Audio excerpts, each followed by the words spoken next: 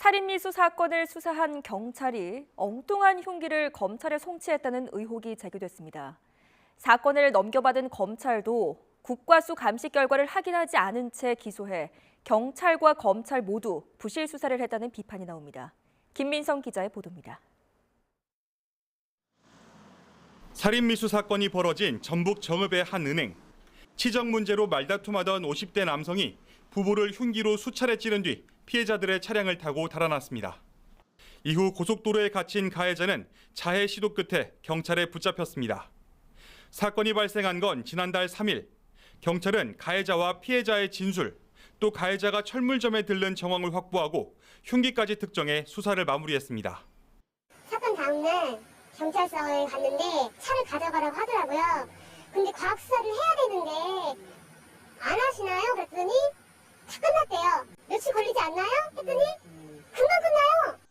세 사람 모두 퇴원하고 검찰이 가해자를 기소하며 사건은 일단락된 듯 보였지만 그건 끝이 아닌 시작이었습니다.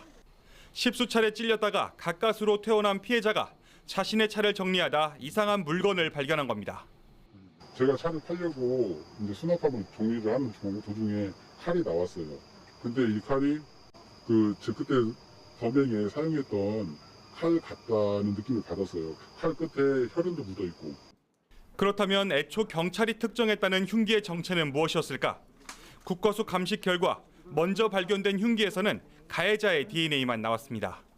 살인미수 범행에 쓰인 도구라고 확신할 상황은 결과적으로 아니었던 겁니다.